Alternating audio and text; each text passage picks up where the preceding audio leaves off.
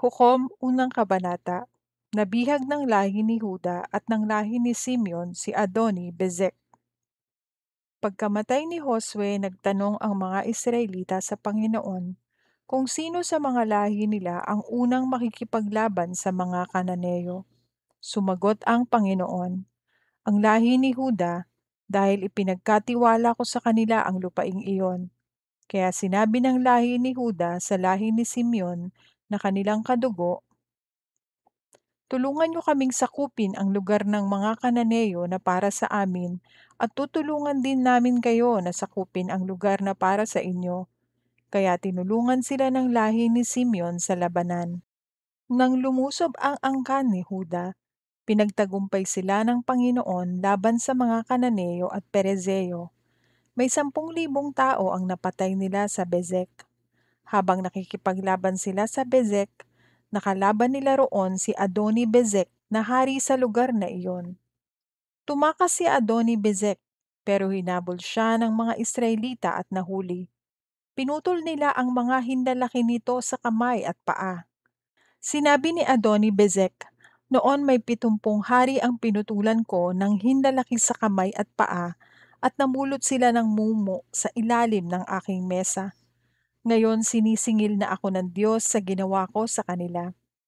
At dinala nila si Adoni-Bezek sa Jerusalem at doon siya namatay. Nilusob ng mga lahi ni Huda ang Jerusalem at sinakop nila ito. Pinatay nila ang mga naninirahan doon at sinunog ang lungsod. Pagkatapos kinalaban nila ang mga Kananeo na nakatira sa mga kabundukan, sa Negev at sa mga kaburulan sa kanluran. Nilusob din nila ang mga Kananeo na nakatira sa Hebron, na noon ay tinatawag na Kiryat Arba, at pinatay nila sina Seshai, Ahiman, at Talmai. Sinakop ni Otniel ang lungsod ng Debir. Mula sa Hebron, nilusob din nila ang mga nakatira sa Debir, na noon ay tinatawag na Kiryat Sefer. Sinabi ni Caleb, ibibigay ko bilang asawa ang anak kong si Aksa sa lalaking makakaagaw ng Kiryat Sefer. Si Otniel na anak ni Kenaz na nakababatang kapatid ni Caleb ang nakaagaw ng lungsod. Kaya sa kanya ibinigay ni Caleb ang anak niyang si Aksa para maging asawa. Nang ikinasal na sila, hinikayat ni Aksa ang asawa niya na humingi sila ng dagdag na lupain sa ama nito. Pagkatapos pumunta si Aksa kay Caleb at nang makababa na siya sa kanyang asno, tinanong siya ni Caleb kung ano ang kailangan niya. Sumagot si Aksa, hihingi po sana ako ng pabor sa inyo, gusto ko po sanang bigyan niyo ako ng lupaing may mga bukal. Dahil ang lupaing ibinigay niyo sa akin sa Negev ay walang bukal. Kaya ibinigay sa kanya ni Caleb ang lugar na may mga bukal sa itaas at sa ibaba ng Negev. Ang mga pananakop ng lahi ni Huda at ng lahi ni Benjamin. Pag-alis ng lahi ni Huda sa lungsod ng Jericho, sumama sa kanila ang mga Keneo na mula sa angkan ng biyanan ni Moises papunta sa ilang ng Huda. Tumira sila kasama ng mga tao roon, malapit sa bayan ng Arad sa Negev. Pagkatapos ang lahi naman ni Simeon ang dinulungan ng lahi ni Huda na sakupin ang lungsod ng Zephat na tinitirhan din ng mga Kananeo. Winasak nila ng husto ang lungsod kaya tinawag itong Horma. Sinakop din nila ang mga lungsod ng Gaza, Ashkelon at Ekron, pati ang mga teritoryo nito sa paligid. Tinulungan ng Panginoon ang mga lahi ng Huda, sinakop nila ang mga kabundukan, pero hindi nila madaig ang mga tao na nakatira sa mga kapatagan dahil may mga karwahe silang yari sa bakal. At tulad ng ipinangako ni Moises, ibinigay kay Caleb ang Hebron. Itinaboy ni Caleb ang 3 pamilya na nakatira sa lugar na ito na mula sa angkan ni Anak. Hindi itinaboy ng lahi ni Benjamin ang mga Jebuseo na nakatira sa Jerusalem, kaya hanggang ngayon naninirahan pa rin ang mga ito kasama ng mga lahi ni Benjamin. Sinakop ng 2 lahi ni Jose ang Betel. Ngayon nilusob ng mga lahi ni Jose ang lungsod ng Betel na noon ay tinatawag na Luz, at tinulungan sila ng Panginoon. Nang nagpadala sila ng mga tao para mag-espiya sa Betel, May nakita ang mga espiya na isang tao na papalabas mula sa lungsod na iyon. Sinabi nila sa kanya, "Tulungan mo kami kung paano makapasok sa lungsod at hindi ka namin gagalawin." Tinuruan niya sila at pinatay nila ang lahat ng nakatira sa lungsod na iyon. Pero hindi nila pinatay ang tao na nagturo sa kanila, pati ang buong sambahayan nito. Ang taong ito'y pumunta sa lupain ng mga Heteo at doon nagtayo ng isang lungsod na tinatawag niyang Luz. Ito pa rin ang pangalan nito hanggang ngayon. Ang mga tao na hindi itinaboy ng mga Israelita sa kanilang mga lupain. Hindi itinaboy ng lahi ni Manase ang nakatira sa Bethshan, Taanak, Dor, Ebleam, Megiddo at ang mga bayan sa paligid ng mga ito dahil determinado ang mga Kananeo na huwag umalis sa lupaing iyon. Nang naging makapangyarihan na ang mga Israelita, pinilit nila ang mga Kananeo na magtrabaho para sa kanila, pero hindi nila itinaboy ang mga ito. Hindi rin itinaboy ng lahi ni Ephraim ang mga nakatira sa Gezer, kaya patuloy na nanirahan ang mga Kananeo kasama nila. Hindi rin itinaboy ng lahi ni Zebulun ang mga Kananeo na naninirahan sa mga lungsod ng Kitron at Nahalol, kaya patuloy na nanirahan ang mga Kananeo kasama nila. Pero pinilit silang magtrabaho para sa kanila. Hindi rin itinaboy ng lahi ni Asher ang mga nakatira sa Ako, Sidon, Akzib, Helba, Afek at Rehob. Kaya patuloy na nanirahan ang mga Kananeo roon kasama ng lahi ni Asher. Hindi rin itinaboy ng lahi ni Naphtali ang mga nakatira sa Bet-Semesh at Bet-Anat. Kaya patuloy na nanirahan ang mga Kananeo kasama ng lahi ni Naphtali. Pero pinilit silang magtrabaho para sa kanila. Hindi naman pinahintulutan ng mga Amoreo na tumira sa kapatagan ang mga lahi ni Dan, kaya nanatili na lamang sila sa kabundukan. Determinado ang mga Amoreo na huwag umalis sa bundok ng Heres, Ayalon at sa Albim. Pero nang lumakas ang kapangyarihan ng mga angkan ni Jose, pinilit nila ang mga Amoreo na magtrabaho para sa kanila. Ang hangganan ng lupain ng mga Amoreo ay mula sa daang paakyat ng Akrabim at paakyat pa mula sa Sela. Hukom, 2 kabanata. Ang anghel ng Panginoon sa Bokim. Pumunta ang anghel ng Panginoon sa Bokim mula sa Gilgal, at sinabi niya sa mga Israelita, "Ito ang ipinapasabi ng Panginoon. Inilabas ko kayo sa Ehipto at dinala dito sa lupain na ipinangako ko sa inyong mga ninuno. Sinabi ko noon na hindi ko sisirain ang kasunduan ko sa inyo. Sinabi ko rin na huwag kayong gagawa ng kasunduan sa mga tao sa lupaing ito, kundi gibain niyo ang mga altar nila. Pero ano ang ginawa ninyo? Hindi niyo ako sinunod. Kaya ngayon hindi ko sila itataboy sa lupain ninyo. Magiging parang tinik sila sa daraanan ninyo, at ang mga Diyos nila ay magiging parang bitag sa inyo." Nang marinig ito ng mga Israelita, humagulgol sila. Kaya tinawag nilang Bokim ang lugar na iyon, at doon sila naghandog sa Panginoon. Nang pinauwi na ni Josue ang mga Israelita, umalis sila upang angkinin ang lupain na nakalaan para sa kanila, at naglingkod sila sa Panginoon habang nabubuhay si Josue. At kahit namatay na siya, patuloy pa rin silang naglingkod sa Panginoon habang nabubuhay ang mga tagapamahala ng Israel na nakakita ng lahat ng kahangahangang ginawa ng Panginoon para sa Israel. Ang lingkod ng Panginoon na si Josue na anak ni Nun ay namatay sa edad na 110 gulang. Inilibing siya sa kanyang lupain doon sa Timnath Heres, sa kabundukan ng Ephraim sa hilaga ng bundok ng Gaas. Huminto ang mga Israelita sa paglilingkod sa Panginoon. Nang mamatay ang mga tao sa henerasyong iyon, ang sumunod na salinlahi ay hindi nakikilala ang Panginoon, maging ang mga ginawa niya para sa Israel. Gumawa ng kasamaan ng mga Israelita sa paningin ng Panginoon at naglingkod sa mga imahen ni Baal. Itinakwil nila ang Panginoon, ang Diyos ng kanilang mga ninuno, na siyang naglabas sa kanila sa Ehipto. Sinunod nila at sinamba ang iba't ibang diyos ng mga tao sa paligid nila. Nagalit ang Panginoon. Dahil itinakwil siya ng mga ito at naglingkod kay Baal at kay Ashtoreth, dahil sa galit ng Panginoon sa Israel, pinabayaan niyang lusubin sila ng mga tulisan para samsamin ang kanilang mga ari-arian. Pinabayaan din sila ng Panginoon na matalo ng mga kaaway nila sa paligid at hindi na nila makayanang ipagtanggol ang kanilang sarili. Kapag nakikipaglaban sila, pinapatalo sila ng Panginoon, tulad ng sinabi niya. Kaya labis silang nahirapan. Ngayon, binigyan ng Panginoon ang Israel ng mga pinuno na magliligtas sa kanila mula sa mga tulisan. Pero hindi nila pinansin ang kanilang mga pinuno. Sa halip, tumalikod sila sa Panginoon at sumamba sa ibang mga Diyos. Hindi sila katulad ng kanilang mga ninuno.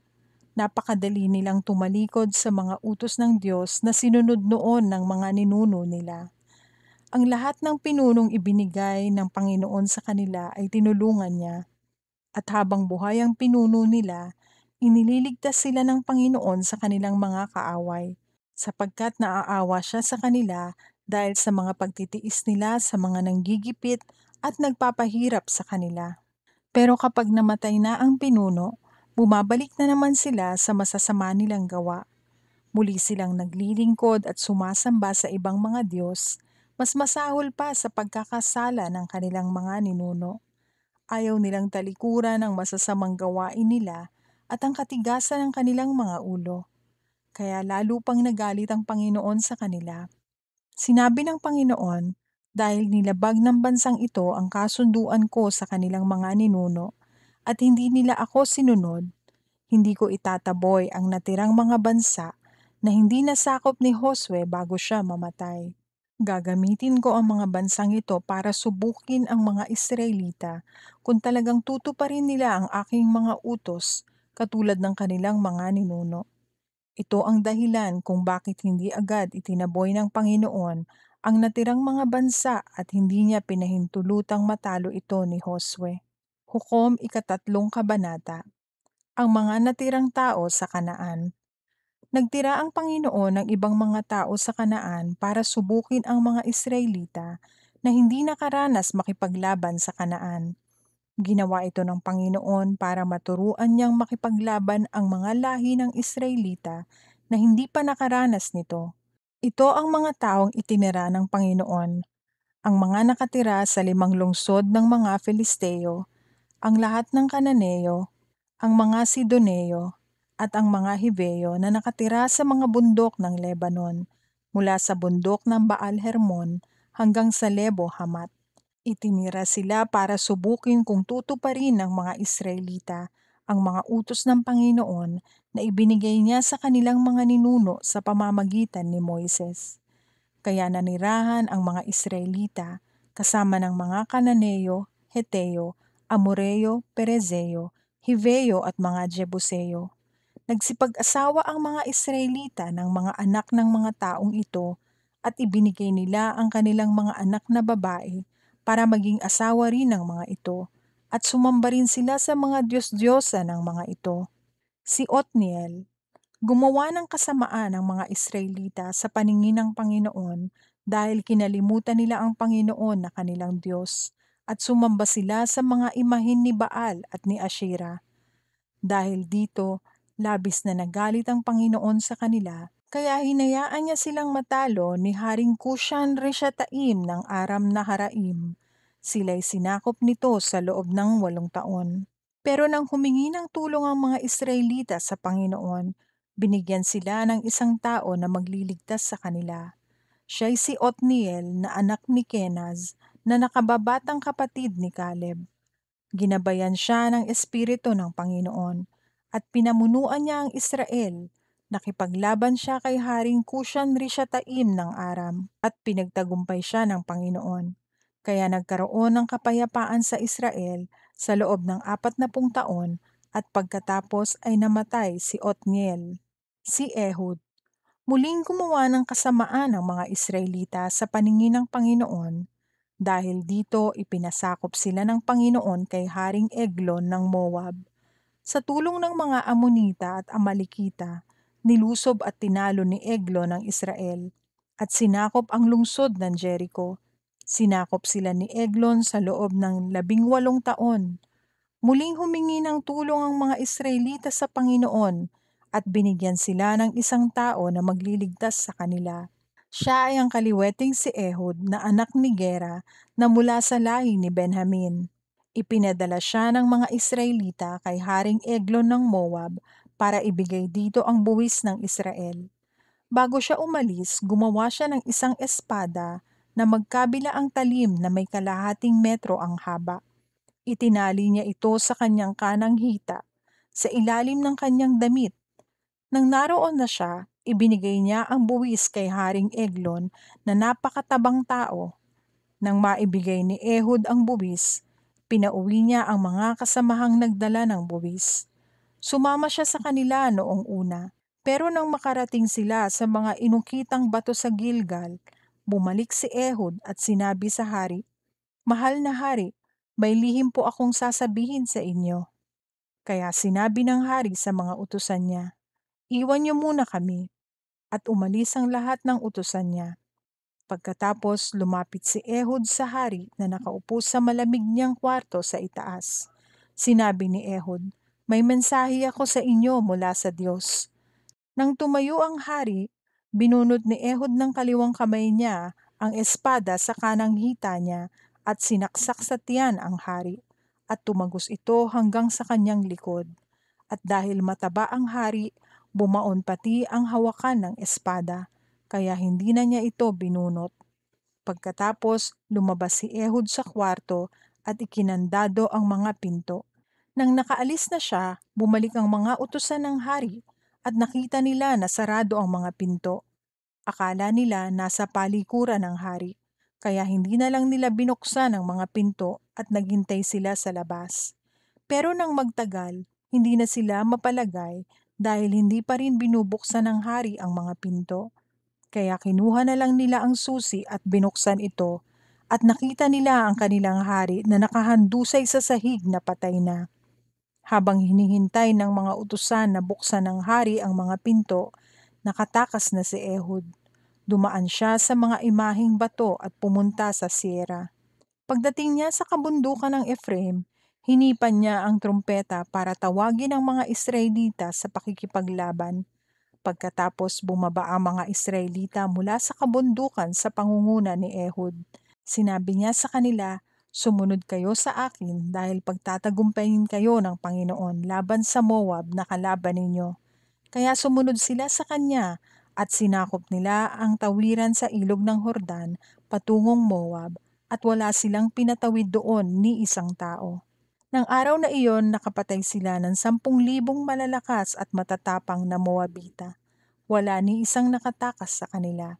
Sinakop ng Israel ang Moab ng araw na iyon, at mula noon, naging mapayapa ang Israel sa loob ng 80 taon. Si Shamgar na anak ni Anat ang sumunod kay Ehud bilang pinuno. Iniligtas niya ang Israel sa mga Filisteo. Nakapatay siya ng 600 Filisteo gamit ang tungkod niyang pangtaboy.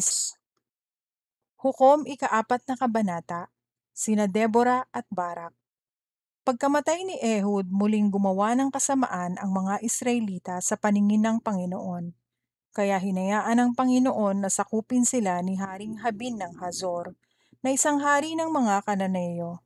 Ang commander ng mga sundalo ni Habin ay si Sisera na nakatira sa Haroshet Hagoyim. May 700 karwaheng yari sa bakal si Habin, at labis niyang pinagmalupitan ng mga Israelita sa loob ng 20 taon. Kaya muling humingi ng tulong ang mga Israelita sa Panginoon. Nang panahong iyon, ang pinuno ng Israel ay si Deborah, na isang propeta ng Diyos at asawa ni Lapidot. Kapag gustong ayusin ng mga Israelita ang kanilang mga di pagkakaunawaan, pumupunta sila kay Deborah na nasa ilalim ng puno ng palma na pag-aari nito, sa pagitan ng Rama at Betel sa kabundukan ng Ephraim. Isang araw, ipinatawag ni Deborah si Barak na anak ni Abinoam na taga-Kadesh na sakop ng lahi ni Naphtali. Pagdating ni Barak, sinabi ni Deborah sa kanya, Inuutusan ka ng Panginoon, ang Diyos ng Israel, na kumuha ng 10,000 lalaki sa lahi ni Naphtali at Zebulun at dalhin sila sa bundok ng Tabor. Lilinlangin ko si Sisera, ang commander ng mga sundalo ni Habin, na pumunta sa lambak ng Kishon kasama ang kanyang mga sundalo at mga karwahe. At doon pagtatagumpayin ko kayo laban sa kanila. Sinabi ni Barak kay Deborah, "Pupunta ako kung sasama ka, pero kung hindi ka sasama, hindi ako pupunta." Sumagot si Deborah, "Sige, sasama ako sa iyo, pero hindi mapupunta sa iyo ang karangalan dahil ipapatalo ng Panginoon si Sisera sa isang babae." Kaya sumama si Deborah kay Barak at pumunta sila sa Kadesh. Doon ipinatawag ni Barak ang mga lahi ni Naphtali at ni Zebulun at 10,000 tao ang sumama sa kanya. Sumama rin sa kanya si Deborah. Nang panahong iyon, si Heber na Keneo ay nagtayo ng tolda niya malapit sa puno ng terebinto sa Zaananim malapit sa Kadesh. Humiwalay siya sa ibang mga Kineo na mula sa angkan ni Hobab na bayaw ni Moises. Ngayon may nakapagsabi kay Sisera na papunta si Barak sa bundok ng Tabor. Kaya tinipon ni Sisera ang 900 karwahe niyang yari sa bakal at ang lahat ng sundalo niya, at umalis sila mula sa Haroshet Hagoyim papunta sa lambak ng Kishon. Sinabi ni Deborah kay Barak, "Humanda ka. Ito na ang araw na pagtatagumpayin ka ng Panginoon laban kay Sisera. Pangungunahan ka ng Panginoon." Kaya bumaba si Barak sa bundok ng Tabor kasama ng 10,000 niyang sundalo. Nang lumusob na sina Barak, nilito ng Panginoon si Sisera at ang lahat ng mga ngarwahe at sundalo niya. Pagkatapos tumalon si Sisera sa karwahe niya at tumakas. Hinabol nila Barak ang mga sundalo at ang mga ngarwahe ni Sisera hanggang sa Haroshet Hagoyim at nilipol ang mga ito. Wala ni isang natira sa kanila. Si Sisera naman ay tumakas papunta sa tolda ni Jael na asawa ni Heber, dahil magkaibigan si Haring Habin ng Hazor at ang pamilya ni Heber na Keneo. Sinalubong ni Jael si Sisera at sinabi, "Tuloy po kayo sa aking tolda at huwag kayong matakot." Kaya pumasok si Sisera sa tolda at tinakluban siya ni Jael ng kumot para itago. Sinabi ni Sisera kay Jael, "Pahingi ng tubig, uhaw na ako." Kaya binuksan ni Jael ang balat na sisidlan ng gatas at pinainom si Sisera, at pagkatapos ay itinago siyang muli. Sinabi ni Sisera, "Tumayo ka sa pintuan ng tolda. Kapag may dumating at magtanong kung may ibang tao rito, sabihin mong wala." Dahil sa sobrang pagod ni Sisera, nakatulog siya. Nang makita ni Jael na nakatulog si Sisera, kumuha siya ng martilyo at tulos ng tolda at dahan-dahang lumapit kay Sisera. Pagkatapos ibinaon niya ang tulos sa sentido ni Sisera gamit ang martilyo hanggang sa bumao ng tulos sa lupa at namatay si Sisera. Nang dumating si Barak na naghahanap kay Sisera, sinalubong siya ni Jael at sinabi, "Halika, ipapakita ko sa iyo ang taong hinahanap mo." Pagpasok ni Barak sa tolda kasama ni Jael, nakita niya roon si Sisera na nakahandusay at patay na, at may tulos na nakabaon sa kanyang ulo. Nang araw na iyon, pinagtagumpay ng Diyos ang mga Israelita laban kay Haring Habin na Kananeo. Patuloy nilang nilabanan si Habin hanggang sa mapatay nila ito. Hukom 5 kabanata, ang awit ni Deborah at ni Barak. Nang araw na iyon na sila'y nanalo, umawit si Deborah at si Barak na anak ni Abinoam. Ito ang awit nila.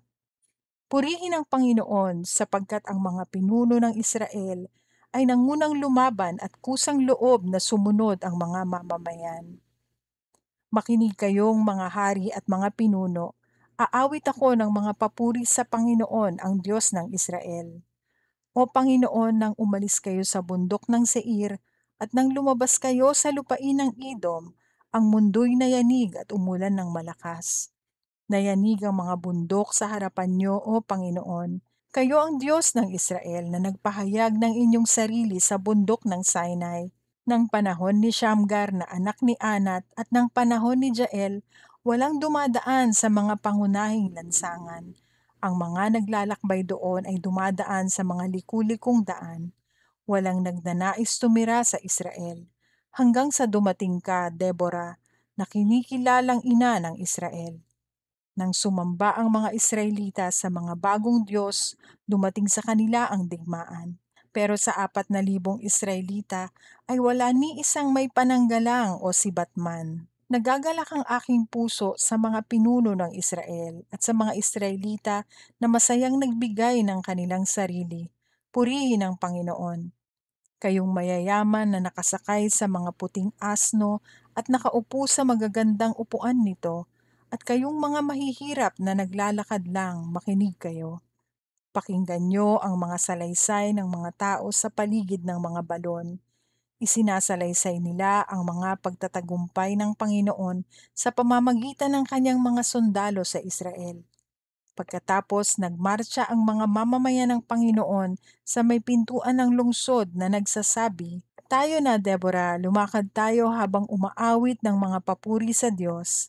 Tayo na, Barak, na anak ni Abinoam, hulihin mo ang iyong mga bibihagin." Ang mga natirang buhay na mga mamamayan ng Panginoon ay kasama kong bumaba para lusubin ang mga kilala at mga makapangyarihang tao. Ang iba sa kanila ay nanggaling sa Ephraim, ang lupaing pagmamay-ari noon ng mga Amalekita, at ang iba'y mula sa lahi ni Benjamin. Sumama rin sa pakikipaglaban ang mga kapitan ng mga kawal ng Makir at ang lahi ni Zebulun. Sumama rin ang mga pinuno ng lahi ni Isakar kina Deborah at Barak papunta sa Lambak. Pero ang lahi naman ni Ruben ay walang pagkakaisa, kaya hindi makapagpasya kung sasama sila o hindi. O lahi ni Ruben, magpapaiwan na lang ba kayo kasama ng mga tupa? Gusto nyo lang bang makinig sa pagtawag ng mga tagapagbantay ng kanilang mga tupa? Wala talaga kayong pagkakaisa, kaya hindi kayo makapagpasya kung ano ang dapat ninyong gawin. Nagpaiwan din ang lahi ni Gad sa silangan ng Hordan, at ang lahi ni Dan naman ay nagpaiwan sa trabaho nila sa mga barko. Ang lahi ni Asher naman ay nagpaiwan sa tinitirhan nila sa tabi ng dagat. Pero itinaya ng lahi ni na Zebulun at Naphtali ang kanilang buhay sa pakikipaglaban. Dumating ang mga haring Kananeo at nakipaglaban sa mga Israelita sa taanak na nasa tabi ng ilog ng Megiddo. Pero kahit isang pilak ay wala silang nasamsam. Hindi lang ang Israel ang nakipaglaban kay Sisera, kundi pati rin ang mga bituin. Inanod sila sa lambak ng Kishon, ang napakatagal ng lambak. Magpapatuloy ako sa pakikipaglaban sa pamamagitan ng lakas ng Panginoon. At ngayon, maririnig ang yabag ng mga paa ng mga kabayo. Pagkatapos sinabi ng anghel ng Panginoon, "Sumpain ang Meros, sumpain kayong mga naninirahan dito, dahil hindi kayo tumulong ng makipaglaban ng Panginoon sa mga makapangyarihang tao." Higit na mapalad si Jael na asawa ni Heber na Keneo kaysa sa lahat ng babae na nakatira sa mga tolda. Nang humingi ng tubig si Sisera, gatas ang kanyang ibinigay na nakalagay sa mamahaling sisidlan. Pagkatapos kumuha siya ng martilyo at tulos ng tolda at ipinukpok sa sentido ni Sisera. At namatay si Sisera na nakahandusay sa paanan ni Jael. Nakamasid sa bintana ang ina ni Sisera na hindi mapakali at nagtatanong kung bakit hindi pa dumadating ang kanyang anak. Sumagot ang mga pinakamatalino sa kanyang mga kababaihan, at ito rin ang paulit-ulit niyang sinasabi sa kanyang sarili. Baka natagalan sila sa pangunguha at paghahati ng mga bagay na nasamsam nila sa kanilang mga kalaban. 1 o 2 babae para sa bawat sundalo, mamahaling damit para kay Sisera, at binurdahang damit na napakaganda para sa akin. Kaya malipol sana ang lahat ng kalaban mo, O Panginoon. Pero ang mga nagmamahal sana sa inyo ay matulad sana sa pagsikat ng araw na sobrang liwanag. At nagkaroon ng kapayapaan sa Israel sa loob ng 40 taon. Hukom, Kabanatang 6 hanggang 8. Sa mga kabanatang ito, mababasa natin ang mga sumusunod. Hukom, ika-6 na kabanata, tawag kay Gideon, paghihirap ng Israel sa Midian. Hukom, ika-7 kabanata, ang 300 kawal ni Gideon at ang tagumpay laban sa Midian, Hukom ika-8 kabanata, pagtatapos ng paghahari ni Gideon at pagbagsak ng Israel sa pagsamba sa Diyos-Diyosan. Hukom ika-6 na kabanata, si Gideon. Muling gumawa ng kasamaan ng mga Israelita sa paningin ng Panginoon, kaya ipinasakop sila ng Panginoon sa mga Midianita sa loob ng 7 taon. Napakalupit ng mga Midianita, kaya napilitan ng mga Israelita na magtago sa mga bundok, mga kuweba at sa iba pang tagong lugar. Tuwing magtatanim ang mga Israelita, nilulusob sila ng mga Midianita, Amalekita at iba pang mga tao sa silangan.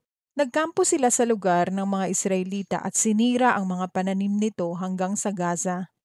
Kinuha nila ang lahat ng tupa, baka at asno. Wala talaga silang itinira para sa mga Israelita. Sumalakay sila na dala ang kanilang tolda at mga hayop na parang kasindami ng mga balang. Hindi sila mabilang pati ang kanilang mga kamelyo. Winasak nila ang lugar ng mga Israelita. Naging kahabag-habag ang kalagayan ng mga Israelita dahil sa mga Midianita.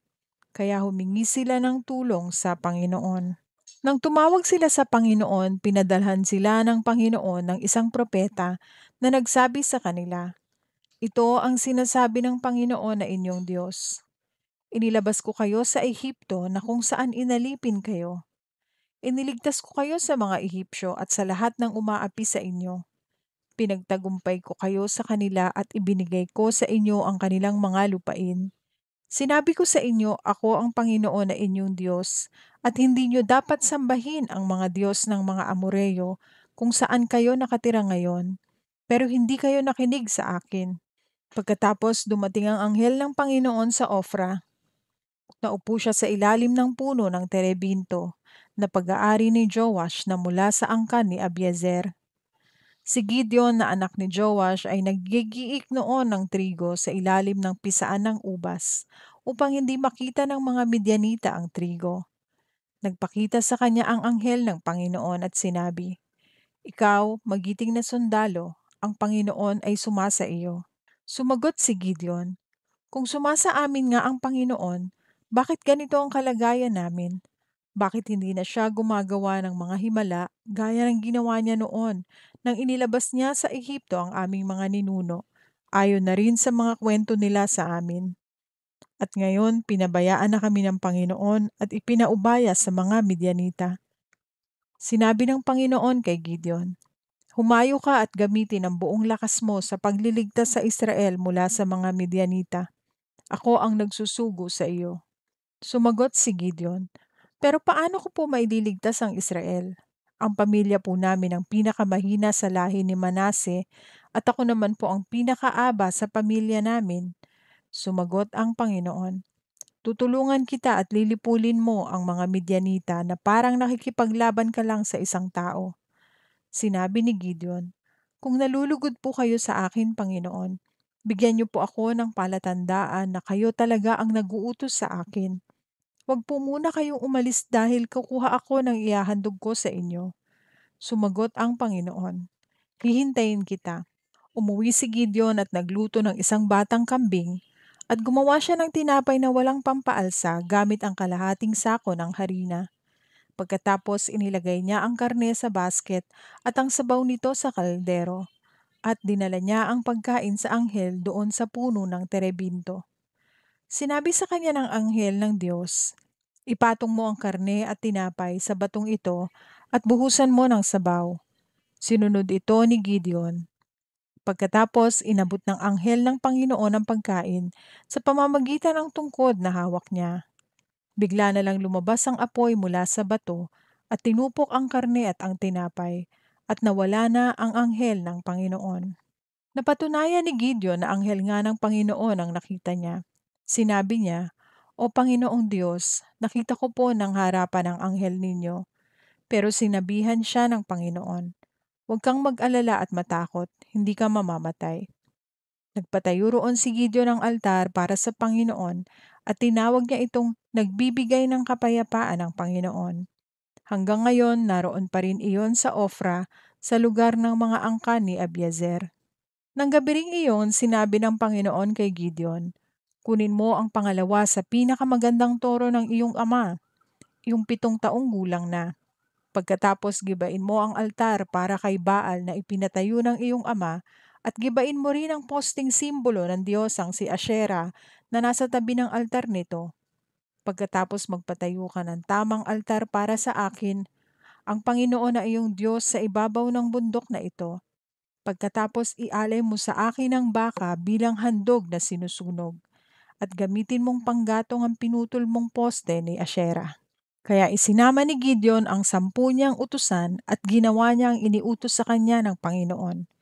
Pero ginawa niya ito ng gabi dahil natatakot siya sa pamilya niya at sa kanyang mga kababayan. Kinaumagahan, nakita ng mga tao, nagiba na ang altar para kay Baal, at putol-putol na ang poste ni Asherah, at ito ang ipinanggatong sa baka na inihandog sa bagong altar. Tinanong nila ang isa't isa kung sino ang gumawa noon. Inusisa nila ito at nalamang si Gideon na anak ni Joash ang gumawa nito.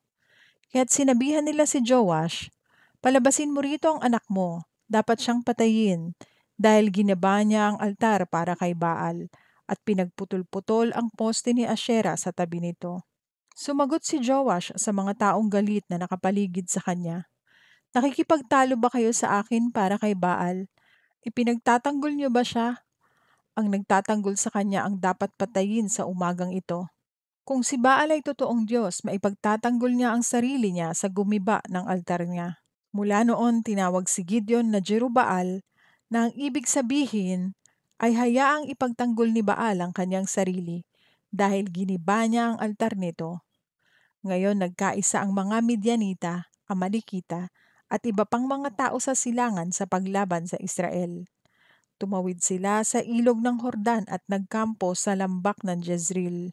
Ginabayan si Gideon ng Espiritu ng Panginoon at pinatunog niya ang trompeta para tawagin ang mga angkan ni Abiezer para sumunod sa kanya. Nagsugo rin siya ng mga mensahero sa buong lahi ni Manase, Asher, Zebulun at Naphtali para tawagin sila na sumama sa pakikipaglaban. At sumama sila kay Gideon. Sinabi ni Gideon sa Diyos, "Sinabi niyo po na gagamitin niyo ako para iligtas ang Israel. Ngayon maglalagay po ako ng balahibo ng tupa sa lupang ginigiikan namin ng trigo. Kung mabasa po ito ng hamog kahit tuyo ang lupa, malalaman ko po na ako nga ang gagamitin niyo para iligtas ang Israel ayon sa sinabi ninyo." At ganoon nga ang nangyari. Nang sumunod na araw, maagang gumising si Gideon at kinuha ang balahibo ng tupa at piniga, at napuno ng tubig ang isang mangkok. Pagkatapos sinabi ni Gideon sa Diyos, "Huwag po kayong magalit sa akin. May isa na lang po akong kahilingan sa inyo. Nais ko po ng isa pang pagsubok para sa balahibo ng tupa. Gusto ko po sanang mabasa ng hamog ang lupa, pero manatiling tuyo ang balahibo ng tupa." Kinagabihan, ginawa nga ito ng Diyos. Tuyo ang balahibo ng tupa, pero basa naman ng hamog ang lupa sa paligid nito. Hukom Ikapitong Kabanata. Tinalo ni Gideon ang mga Midianita.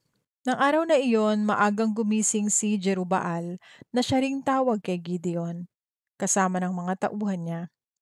Nagkampo sila sa may bukal ng Harod. Nagkampo ang mga Midianita sa hilaga nila sa lambak malapit sa bundok ng More. Sinabi ng Panginoon kay Gideon, "Napakarami mong kasama. Baka isipin nila na natalo nila ang mga Midianita dahil sa sarili nilang kakayahan at hindi dahil sa akin. Kaya sabihan mo sila na kung sino man ang natatakot ay maaari nang umalis dito sa bundok ng Gilead at umuwi na." Nang sinabi ito ni Gideon, umuwi ang 22,000 at 10,000 na lang ang natira. Pero sinabi ng Panginoon kay Gideon, "Marami pa rin ang naiwan. Dalhin mo sila sa ilog at susubukin ko sila. Kung sino ang sasabihin kong makakasama ay isama mo, at ang sasabihin ko na huwag isama ay huwag mong isama." Kaya dinala sila ni Gideon sa ilog.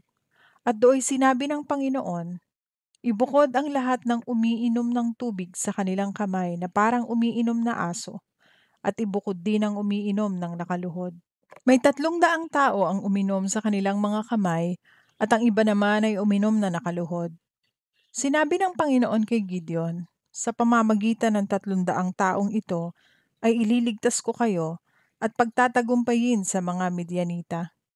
Ang mga natirang tao ay pauwiin na sa kani-kanilang lugar." Kaya pinauwi nga sila ni Gideon matapos ipaiwan ang mga dala nilang baon at mga trumpeta. Pinaiwan din niya ang 300 taong napili. Ang kampo ng mga Midianita ay nasa ibaba lang ng bundok, kung saan sa itaas nito ay naroon sila Gideon. Nang gabing iyon, sinabi ng Panginoon kay Gideon, "Maghanda ka na, lusubin niyo na ang kampo ng mga Midianita, dahil ipapatalo ko sila sa inyo. Kung natatakot kang lumusob, isama mo ang lingkod mong si Pura at pumunta kayo sa kampo ng mga Midianita at pakinggan niyo kung ano ang sinasabi nila. Tiyak na lalakas ang loob mong lumusob dahil sa maririnig mo." Kaya pumunta silang dalawa sa hangganan ng kampo ng mga Midianita, kung saan may mga sundalong nagbabantay. Nagkampo sa lambak ang mga Midianita, Amalekita at ang iba pang mga tao sa silangan na parang kasindami ng balang. Ang mga kamelyo nila ay parang buhangin sa dagat na hindi mabilang. Nang naroon na sina Gideon, may narinig silang 2 tao na nag-uusap. Sinabi ng isa, "Nanaginip ako na may isang pirasong tinapay na cebada na gumulong papunta sa kampo natin at tumama ito ng malakas sa isang tolda. Pagkatapos natumba ang tolda at nawasak." Sumagot ang isa, "Ang panaginip mo'y walang iba kundi ang espada ni Gideon, ang Israelitang anak ni Joash. Pagtatagumpayin siya ng Diyos laban sa mga Medianita at sa ating lahat." Nang marinig ni Gideon ang panaginip at ang kahulugan nito, nagpuri siya sa Panginoon. At bumalik siya sa kampo ng mga Israelita at sinabi niya sa kanyang mga kasamahan, "Magsipaghanda kayo dahil pagtatagumpayin tayo ng Panginoon laban sa mga Midianita." Hinati niya sa 3 grupo ang 300 niyang tauhan at binigyan ng bawat isa ng trumpeta at mga banga na may ilaw sa loob nito. At sinabi niya sa kanila, "Sundan niyo ako ng tingin. Kapag naroon na kami sa dulo ng kampo ng kalaban, gawin niyo kung ano ang gagawin ko. Kapag pinatunog ko na at ng mga kasama ko ang mga trumpeta namin, ganoon din ang gawin niyo sa palibot ng kampo. At isigaw niyo ng malakas para sa Panginoon at kay Gideon." Maghahating gabi na nang dumating si Gideon at ang 100 niyang kasama sa hangganan ng kampo ng kalaban. Kapapalit lang ng gwardya noon. Pinatunog ni na Gideon ang mga trumpeta nila at pinagbabasag ang kanilang mga banga. Ganoon din ang ginawa ng ibang grupo. At habang hawak nila ang ilaw sa kaliwang kamay at ang trumpeta sa kanang kamay, sumisigaw sila, "Lubaban tayo gamit ang ating espada para sa Panginoon at kay Gideon." Ang bawat isa ay pumwesto sa kanya-kanyang lugar sa palibot ng kampo, pero ang mga kalaban nila ay nagsisigaw at nagsitakas. Habang tumutunog ang trompeta ng 300 Israelita, pinaglaban-laban ng Panginoon ang mga Midianita sa loob ng kampo. Ang iba ay tumakas papunta sa Betshita, malapit sa Zerera, hanggang sa Abel Mehola, malapit sa Tabat. Pinatawag ni Gideon ang mga Israelita mula sa lahi ni Naphtali, Asher at sa buong lahi ni Manase, at ipinahabol sa kanila ang mga Midianita. Nagsugo rin si Gideon ng mga mensahero para sabihin sa mga naninirahan sa kabundukan ng Ephraim na magbantay sila sa ilog ng Hordan, hanggang sa sapa ng Betbara para hindi makatawid ang mga Midianito roon. Sinunod ito ng lahat ng lalaki sa Ephraim at binantayan nila ang ilog ng Hordan hanggang sa sapa ng Betbara. Nabihag nila ang 2 pinuno ng mga Midianita na sina Oreb at Zeeb. Pinatay nila si Oreb sa bato na tinawag na bato ni Oreb, at si Zeeb ay pinatay nila sa pisaan ng ubas na tinawag na pisaan ng ubas ni Zeeb. Patuloy nilang hinabol ang mga Midianita. Pagkatapos dinala nila ang ulo ni Oreb at ni Zeeb kay Gideon na naroon sa kabila ng ilog ng Hordan. Hukom 8 kabanata. Pinatay ni Gideon sina Zeba at Zalmuna. Ngayon tinanong ng mga taga-Ephraim si Gideon, "Bakit ganito ang ginawa mo sa amin? Bakit hindi mo kami tinawag nang makipaglaban kayo sa mga Midianita?" Nakipagtalo sila ng matindi kay Gideon. Pero sumagot si Gideon sa kanila, "Ano bang nagawa ko kung ikukumpara sa nagawa ninyo? Kahit ang maliit na ginawa nyo ay higit pa kung ikukumpara sa lahat ng nagawa ng pamilya namin. Hinayaan ng Diyos na matalo nyo ang dalawang pinuno ng mga Midianita na sina Oreb at Zeeb. Ano ba ang nagawa ko kung ikukumpara roon? Nang masabi ito ni Gideon, huminahon na sila. Pagkatapos tumawid si Gideon at ang 300 tauhan niya sa ilog ng Hordan. Kahit pagod na, patuloy pa rin nilang hinabol ang mga kalaban nila. Nang makarating sila sa Sukot, humiling si Gideon sa mga taga roon. Sinabi niya, "Pahingi po ng pagkain, pagod at gutom na kami. Hahabulin pa namin ang 2 hari ng Midian na sina Zeba at Zalmuna." Pero sumagot ang mga opisyal ng Sukot, "Hulihin muna ninyo sina Zeba at Zalmuna at saka namin kayo bibigyan ng pagkain." Sinabi ni Gideon, "Kung ganoon, kapag ibinigay na sa amin ng Panginoon sina Zeba at Salmuna, paghahampasin ko ang katawan nyo ng matitinik na sanga." Mula roon umahon sina Gideon sa Penuel at ganoon din ang hiniling niya sa mga taga roon. Pero ang sagot nila ay katulad din ng sagot ng mga taga-Sukot. Sinabi ni Gideon sa kanila, "Pagkatapos naming manalo sa mga kalaban namin, babalik kami rito at gigibain ko ang tore ninyo." Ngayon sina Zeba at Zalmuna ay nasa Karkor kasama ang 15,000 nilang sundalo na natira. Mga 120,000 na ang namatay sa kanila. Nagpatuloy sina Gideon sa paghabol. Dumaan sila Gideon sa lugar ng mga taong nakatira sa tolda sa silangan ng Noba at Hogbeha. Sa kanila biglang sinalakay ang mga Midianita. Tumakas sina Zeba at Zalmuna, pero hinabol sila ni Gideon at nadakip. Kaya nataranta ang lahat ng sundalo nila. Nang umuwi na sina Gideon mula sa labanan, doon sila dumaan sa paahong daan ng Heres. Nakahuli sila ng isang kabataang lalaki na taga-Sukot at tinanong nila kung sino-sino ang mga opisyal ng Sukot. At isinulat ng kabataang lalaki ang pangalan ng 77 opisyal na tagapamahala ng Sukot. Pagkatapos pinuntahan ni na Gideon ang mga taga-Sukot at sinabi, "Natatandaan pa ba ninyo ang inyong pang-iinsulto sa akin? Sinabi ninyo, hulihin muna ninyo sina Zeba at Zalmuna at saka namin kayo bibigyan ng pagkain. Ngayon, heto na sina Zeba at Zalmuna." Kinuha ni Gideon ang mga tagapamahala ng Sukot at tinuruan sila ng leksyon sa pamamagitan ng paghampas sa kanila ng matitinik na sanga. Ginibarin niya ang tore sa Penuel at pinatay ang mga lalaki roon. At tinanong ni Gideon sina Zeba at Zalmuna, "Ano ba ang itsura ng mga lalaking pinatay niyo sa Tabor?" Sumagot sila, "Katulad mo na parang mga anak ng hari."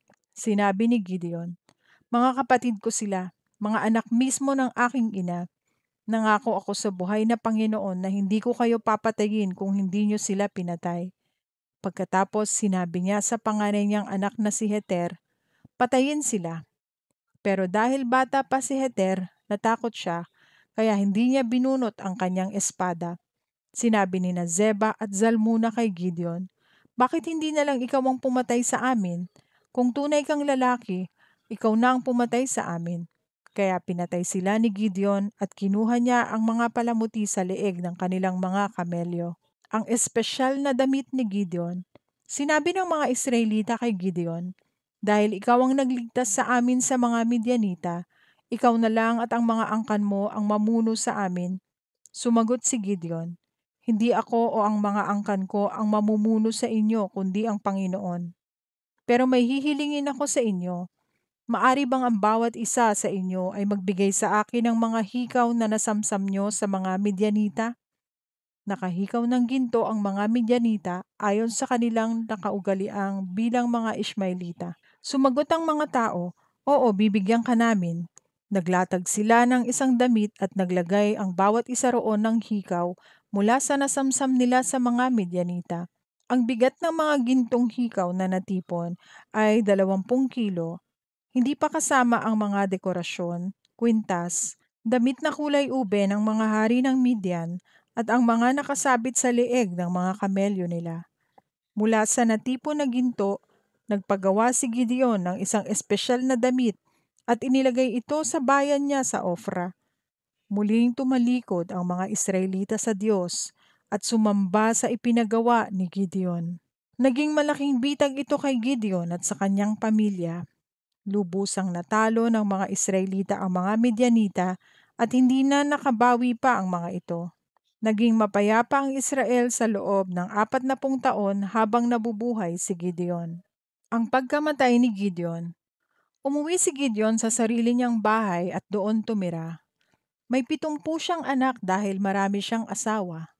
May asawa pa siyang alipin sa Shechem at may anak silang lalaki na pinangalanan niyang Abimelech. Namatay si Gideon sa katandaan. Inilibing siya sa libingan ng ama niyang si Joash sa Ofra, sa lugar ng mga angka ni Abiezer. Hindi pa nagtatagal mula nang mamatay si Gideon nang muling tumalikod ang mga Israelita sa Diyos at sumambang muli sa mga imahen ni Baal. Ginawa nilang Diyos si Baal Berit. Kinalimutan nila ang Panginoon na kanilang Diyos na siyang nagligtas sa kanila laban sa lahat ng kaaway nilang nakapalibot sa kanila. Hindi sila nagpakita ng utang na loob sa pamilya ni Jurabaal na siya ring tawag kay Gideon sa lahat ng kabutihang ginawa niya sa Israel. Hukom, 9 hanggang 10 kabanata. Sa mga kabanatang ito, mababasa natin ang mga sumusunod. Hukom, 9 na kabanata, si Abimelech, huwad na hari at ang kanyang pagbagsak. Hukom, 10 kabanata, mga maikling hukom at muling pagkalugmok ng Israel sa kasalanan. Hukom, 9 na kabanata, si Abimelech. Isang araw, pumunta si Abimelech na anak ni Gideon sa mga kamag-anak ng kanyang ina sa Shechem. Sinabi niya sa kanila, "Tanungin ninyo ang lahat ng mga taga-Shechem kung alin ang gusto nila. Pamunuan sila ng 70 anak ni Gideon o ng isang tao. Alalahanin ninyo ako ay kadugo ninyo." Kaya nakipag-usap ang mga kamag-anak ni Abimelech sa mga taga-Shechem. Pumayag silang si Abimelech ang mamuno sa kanila dahil kamag-anak nila ito. Binigyan nila si Abimelech ng 70 pirasong pilak mula sa templo ni Baal Berit at ginamit niya itong pambayad sa mga taong walang kabuluhan ang ginagawa para sumunod sila sa kanya. Pagkatapos pumunta si Abimelech sa bahay ng kanyang ama sa Ofra at doon sa ibabaw ng isang bato, pinatay niya ang 70 kapatid niya sa ama niyang si Gideon. Pero ang bunsong si Hotam ay hindi napatay dahil nakapagtago ito. Nagtipon ng mga taga-Shechem at taga-Bet-Milo sa may puno ng terebinto sa Shechem at doon ginawa nilang hari si Abimelech. Nang marinig ito ni Hotam, umakyat siya sa ibabaw ng bundok ng Gerizim at sumigaw sa kanila, "Mga taga-Shechem, pakinggan niyo ako kung gusto niyong pakinggan kayo ng Diyos. Isasalaysay ko sa inyo ang isang kwento tungkol sa mga kahoy na naghahanap ng maghahari sa kanila. Sinabi nila sa kahoy na olibo, 'Ikaw ang maghari sa amin.' Sumagot ang olibo, 'Mas pipiliin ko ba ang maghari sa inyo kaysa sa magbigay ng langis na ginagamit sa pagpaparangal sa mga Diyos at sa mga tao? Hindi.' At sinabi nila sa puno ng igos, 'Ikaw na lang ang maghari sa amin.' Sumagot ang igos, 'Mas pipiliin ko pa ba ang maghari sa inyo kaysa sa magbigay ng masarap na bunga? Hindi.' Pagkatapos sinabi nila sa ubas, 'Ikaw na lang ang maghari sa amin.' Sumagot ang ubas, 'Mas pipiliin ko pa ba ang maghari sa inyo kaysa sa magbigay ng alak na makapagpapasaya sa mga Diyos at sa mga tao? Hindi.' Kaya sinabi na lang ng lahat sa mababang bungkos ng halamang may tinik, 'Ikaw na lang ang maghari sa amin.' Sumagot ang halamang may tinik, 'Kung gusto niyong ako ang maghari sa inyo, lumilim kayo sa akin. Pero kung ayaw niyo, magpapalabas ako ng apoy na makakatupok sa mga kahoy na sedro ng Lebanon." At sinabi ni Hotam, "Tunay at tapat ba ang paghirang niyo kay Abimelech na hari? Matuwid ba ang ginawa ninyo sa aking amang si Gideon at sa kanyang pamilya? At nababagay ba ito sa ginawa niya? Alalahanin niyo na nakipaglaban ang aking ama para iligtas kayo sa mga Midianita. Itinaya niya ang buhay niya para sa inyo. Pero ngayon kinalaban niyo ang pamilya ng aking ama.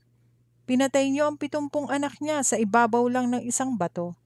At ginawa niyong hari si Abimelech, na anak ng aking ama sa alipin niyang babae. Dahil kamag-anak niyo siya. Kaya kung para sa inyo tunay at tapat ang ginawa niyo ngayon sa aking ama at sa pamilya niya, masiyahan sana kayo kay Abimelek at ganoon din siya sa inyo. Pero kung hindi, matupok sana kayo ni Abimelek na parang lalamunin kayo ng apoy, at kayo na mga taga Shechem at taga Bet Milo ay tutupukin din ni Abimelek na parang lalamunin kayo ng apoy. At pagkatapos ay tumakas si Hotam papunta sa Beer at doon tumira dahil natakot siya sa kapatid niyang si Abimelek. Pagkatapos ng 3 taon na pamamahala ni Abimelek sa mga Israelita, pinag-away ng Diyos si Abimelek at ang mga tao ng Shechem. Nagrebelde ang mga taga Shechem kay Abimelek. Nangyari ito para pagbayarin si Abimelek at ang mga taga Shechem na tumulong sa kanya sa pagpatay sa 70 anak ni Gideon. Ang mga taga Shechem ay naglagay ng mga tao paikot sa bundok para nakawan ang mga dumadaan doon. Nabalitaan ito ni Abimelek. Nang panahong iyon, si Gaal na anak ni Ebed ay lumipat sa Shechem kasama ang kanyang mga kapatid. Nagtiwala sa kanila ang mga taga Shechem. Nang panahon ng pagbubunga ng ubas, gumawa ang mga tao ng alak mula rito, at nagdiwang sila ng pista sa templo ng kanilang Diyos. At habang kumakain sila roon at nagiinuman, nililibak nila si Abimelek. Sinabi ni Gaal, "Anong klase tayong mga tao sa Shechem? Bakit nagpapasakop tayo kay Abimelek? Sino ba talaga siya? Hindi ba anak lang siya ni Gideon? Kaya bakit magpapasakop tayo sa kanya o kay Zebul na tagapamahala niya? Dapat magpasakop kayo sa angkan ng inyong ninuno na si Hamor. Kung pinamumunuan ko lang kayo, tiyak na mapapaalis ko si Abimelek. Sasabihin ko sa kanya na ihanda niya ang mga sundalo niya at makipaglaban sa atin." Nang marinig ni Zebul na pinuno ng lungsod ang sinabi ni Gaal, lubos siyang nagalit. Kaya palihim siyang nag-utos sa mga mensahero na pumunta kay Abimelek. Ito ang ipinapasabi niya, "Si Gaal at ang mga kapatid niya ay lumipat dito sa Shechem at hinihikayat ang mga tao na lumaban sa iyo. Kaya ngayong gabi isama mo ang mga tauhan mo at magtago muna kayo sa parang sa labas ng lungsod. Bukas, pagsikat ng araw, bigla kayong lumusob sa lungsod. Kung makikipaglaban sila Gaal, gawin mo ang gusto mong gawin sa kanila." Kinagabihan, umalis si Abimelek at ang mga tauhan niya. Naghati sila sa 4 na grupo at nagtago sa labas lang ng Shechem. Nang makita nilang lumabas si Gaal at nakatayo sa may pintuan ng lungsod, lumabas sila sa pinagtataguan nila para lumusob. Nang makita sila ni Gaal, sinabi niya kay Zebul, "Tingnan mo, may mga taong paparating mula sa tuktok ng bundok." Sumagot si Zebul, "Mga anino lang yan sa bundok, akala mo lang na tao." Sinabi ni Gaal, "Pero tingnan mo nga, may mga tao ring bumababa sa may gitna ng 2 bundok at mayroon pang dumaraan malapit sa banal na puno ng terebinto." Sumagot si Zebul sa kanya, "Nasaan na ngayon ang pinagmamalaki mo? Hindi ba't sinabi mo bakit sino ba si Abimelek at magpapasakop tayo sa kanya? Ngayon nandito na ang hinahamak mo, bakit hindi ka makipaglaban sa kanila?" Kaya tinipon ni Gaal ang mga taga Shechem at nakipaglaban sila kay Abimelek. Tumakas si Gaal at hinabol siya ni Abimelek. Marami ang namatay sa labanan, ang mga bangkay ay nagkalat hanggang sa may pintuan ng lungsod. Pagkatapos noon, tumira si Abimelek sa Aruma. Hindi pinayagan ni Zebul na bumalik sa Shechem si Gaal at ang mga kapatid nito. Kinaumagahan, nabalitaan ni Abimelek na pupunta sa bukirin ang mga taga Shechem. Kaya hinati niya sa 3 grupo ang mga tauhan niya at pumunta sila sa bukirin at naghintay sa paglusob. Nang makita nila ang mga taga Shechem na lumalabas sa lungsod, nagsimula silang lumusob. Ang grupo ni Abimelek ay pumwesto sa may pintuan ng lungsod habang pinagpapatay ng 2 niyang grupo ang mga taga Shechem sa may kabukiran. Buong araw na nakikipaglaban sina Abimelek, nasakop nila ang lungsod at pinagpapatay ang mga naninirahan dito. Pagkatapos giniba nila ang lungsod at sinabuyan ng asin. Nang mabalitaan ito ng mga nakatira sa tore ng Shechem, nagtago sila sa templo ni Elberit na napapalibutan ng pader. Nang malaman ito ni Abimelek, dinala niya ang mga tauhan niya sa bundok ng Zalmon. Pagdating nila roon, kumuha si Abimelek ng palakol at namutol ng ilang sanga ng kahoy at pinasan. Ganito ang ipinagawa niya sa kanyang mga tauhan. Bawat isa sa kanila ay pumasa ng kahoy at inilagay sa paligid ng pader ng templo ng Elberit at sinindihan ito. Kaya namatay ang lahat ng tao na nakatira roon sa tore ng Shechem. Mga 1,000 silang lahat, pati mga babae. Pagkatapos pumunta sina Abimelech sa Tebez at sinakop din nila ito. Pero may matatag doon na tore na kung saan tumatakas ang mga taga-Tebez. Isinasara nila ito at umaakyat sila sa bubungan ng tore. Nilusob ni Abimelech ang tore at nang susunugin na sana niya ito, hinulugan siya ng babae ng gilingang bato at pumutok ang kanyang ulo. Agad niyang tinawag ang tagadala ng armas niya at sinabihan, "Patayin mo ako ng espada mo para hindi nila masabi na isang babae lang ang nakapatay sa akin." Kaya pinatay siya ng kanyang utusan. Nang makita ng mga tauhan ni Abimelech na patay na siya, nagsiuwi sila. Sa ganitong paraan, pinagbayad ng Diyos si Abimelech sa ginawa niyang masama sa kanyang ama dahil sa pagpatay niya sa 70 kapatid niya. Pinagbayad din ng Diyos ang mga taga-Shechem sa lahat ng kanilang kasamaan. Kaya natupad ang sumpa ni Hotam na anak ni Gideon. Hukom 10 kabanata, si Tola at si Jair. Pagkamatay ni Abimelech, si Tola na anak ni Puwa at apo ni Dodo ang siyang namuno sa pagliligtas sa Israel. Mula siya sa lahi ni Isakar, pero tumira siya sa Shamir sa kabundukan ng Ephraim. Pinamunuan niya ang Israel sa loob ng 23 taon. Nang mamatay siya, inilibing siya sa Shamir. Sumunod kay Tola si Jair na taga-Gilead. Pinamunuan niya ang Israel sa loob ng 22 taon.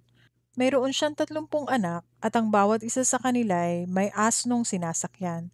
Ang mga ito ang namamahala sa 30 bayan sa Gilead na tinatawag ngayon na bayan ni Jair. Nang mamatay si Jair, inilibing siya sa Kamon. Pinahirapan ng mga Amonita ang mga Israelita. Muling gumawa ng kasamaan ang mga Israelita sa paningin ng Panginoon. Itinakwil nila ang Panginoon at sumamba sila sa mga imahen ni Baal at ni Ashtoreth at sa mga Diyos-Diyosya ng Aram, Sidon, Moab, Amon at Filisteo. Dahil dito nagalit sa kanila ang Panginoon at pinasakop sila sa mga Amonita at mga Filisteo. At nang taon ding iyon, pinagdusa at pinahirapan nila ang mga Israelita. Sa loob ng 18 taon, pinahirapan nila ang lahat ng mga Israelita sa Gilead sa silangan ng ilog ng Hordan na nasakop noon ng mga Amoreo. Tumawid din ang mga taga-Amon sa kanluran ng ilog ng Hordan at nakipaglaban sa lahi ni Nahuda, Benjamin at sa sambahayan ni Ephraim. Dahil dito labis na nahirapan ang Israel. Kaya humingi ng tulong ang mga Israelita sa Panginoon. Sinabi nila, "Nagkasala po kami laban sa inyo, dahil tumalikod kami sa inyo na aming Diyos at sumamba sa mga imahen ni Baal." Sumagot ang Panginoon, "Nang pinahirapan kayo ng mga Ehipsyo, Amoreo, Amonita, Filisteo, Sidoneo, Amalikita at mga Maon, humingi kayo ng tulong sa akin at iniligtas ko kayo. Pero tumalikod kayo sa akin at sumamba sa ibang mga Diyos. Kaya ngayon hindi ko na kayo ililigtas. Bakit hindi kayo humingi ng tulong sa mga Diyos na pinili ninyo na sambahin? Sila na lang ang magligtas sa inyo sa oras ng inyong kagipitan." Pero sinabi nila sa Panginoon, "Nagkasala po kami sa inyo, kaya gawin niyo ang gusto niyong gawin sa amin. Pero maawa po kayo, iligtas niyo po kami ngayon." Pagkatapos itinakwil nila ang mga Diyos-Diyosa nila at sumamba sa Panginoon. Kinalaunan, hindi na matiis ng Panginoon na makita silang nahihirapan. Dumating ang araw na naglaban ang mga Amonita at mga Israelita. Nagkampo ang mga Amonita sa Gilead at ang mga Israelita sa Mizpa. Nag-usap ang mga pinuno ng Gilead. Sinabi nila, "Kung sino ang mamumuno sa atin sa pakikipaglaban sa mga Amonita, siya ang gagawin nating pinuno sa lahat ng nakatira sa Gilead." Hukom, Kabanatang 11 hanggang 12. Sa mga kabanatang ito, mababasa natin ang mga sumusunod. Hukom, 11 kabanata, Hefta at ang kanyang panata. Hukom, 12 kabanata, si Hefta at iba pang mga hukom na sina Ibzan, Elon at si Abdon.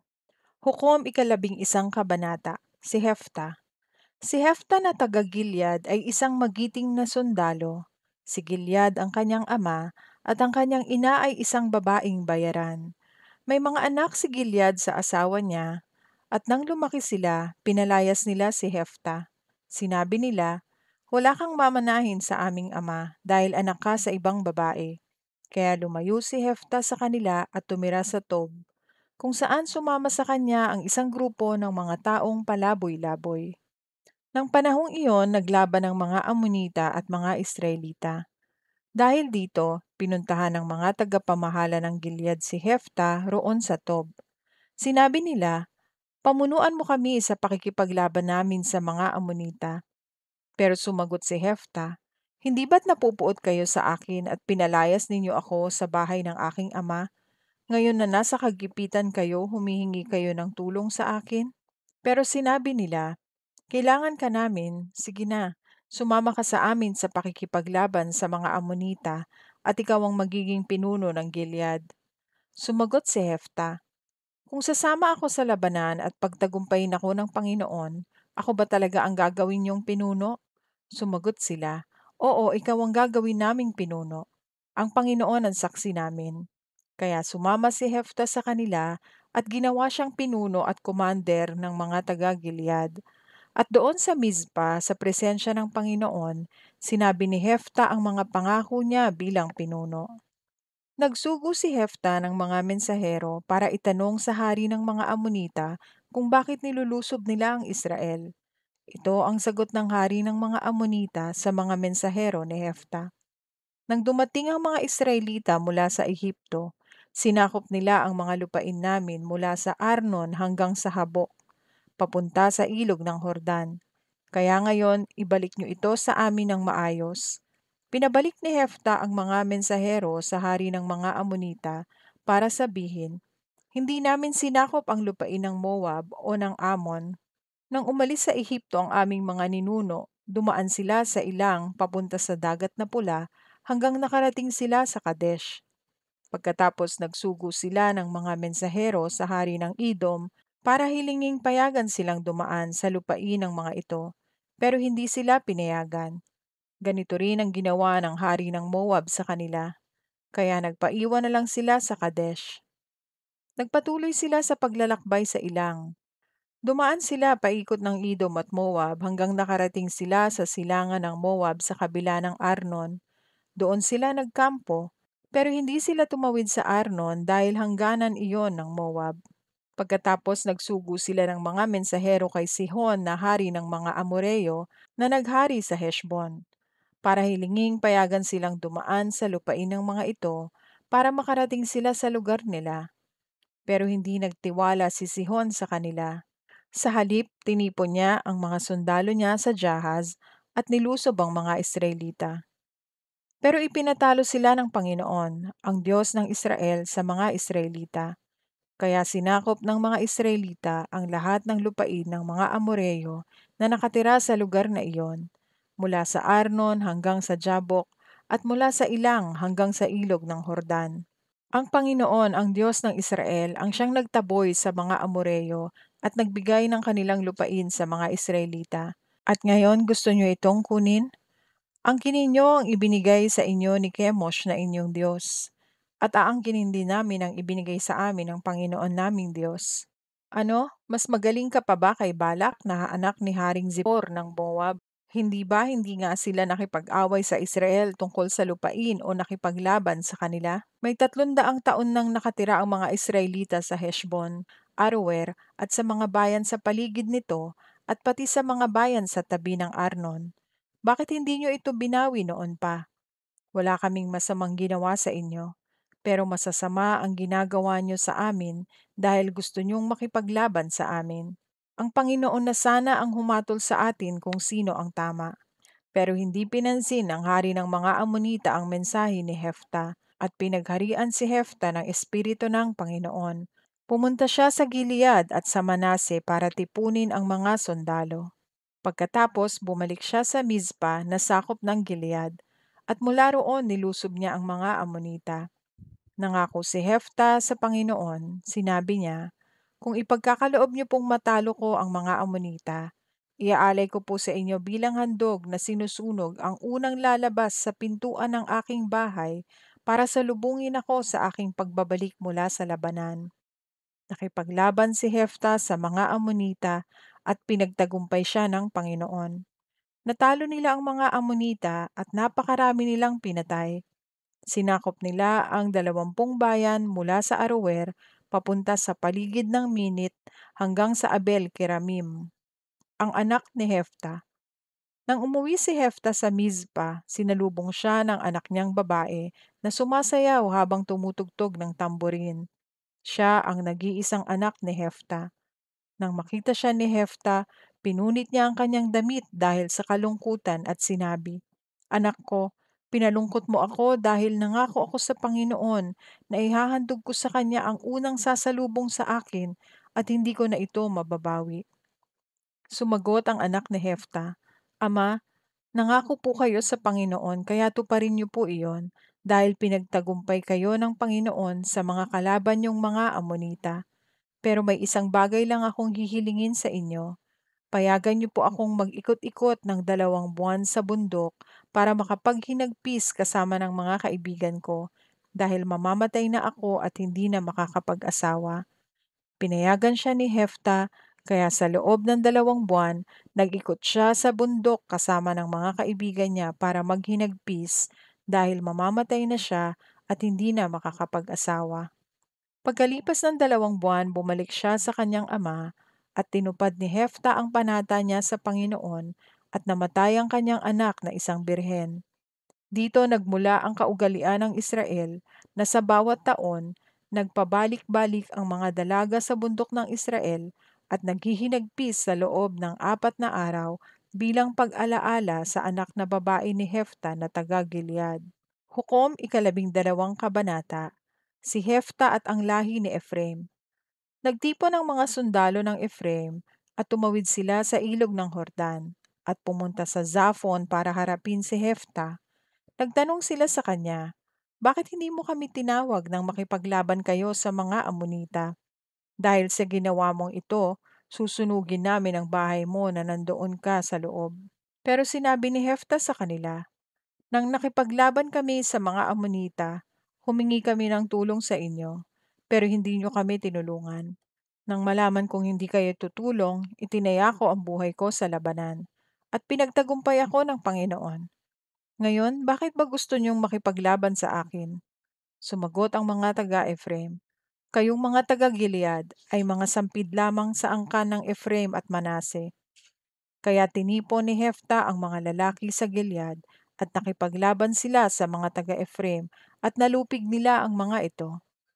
Sinakop nila ang mga lugar sa ilog ng Hordan na tinatawiran papunta sa Efraim para walang taga-Efraim na makatakas. Ang kahit sinong tatawid ay tinatanong nila kung taga-Efraim ba sila o hindi. Kung sasagot sila ng hindi, pinagsasalita nila ito ng Shibolet dahil ang mga taga-Efraim ay hindi makabigkas nito. Kung ang pagkakabigkas nila ay Sibolet, papatayin sila sa may tawiran ng ilog ng Hordan. May 42,000 taga-Efraim ang namatay ng panahong iyon. Pinamunuan ni Hefta ang Israel sa loob ng 6 na taon. Nang mamatay siya, inilibing siya sa isang bayan sa Gilead.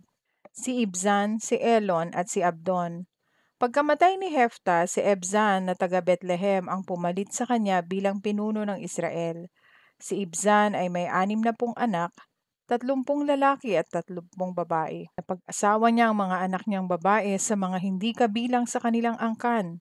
Namuno siya sa Israel sa loob ng 7 taon. Nang mamatay siya, inilibing siya sa Bethlehem. Ang pumalit sa kanya bilang pinuno ay si Elon na taga Zebulun. Pinamunuan niya ang Israel sa loob ng 10 taon. Nang mamatay siya, inilibing siya sa Ayalon na sakop ng Zebulun. Ang pumalit sa kanya bilang pinuno ay si Abdon na anak ni Hilel na taga Piraton. May 40 siyang anak na lalaki at 30 apo na lalaki, at ang bawat isa sa kanila ay may asnong sinasakyan.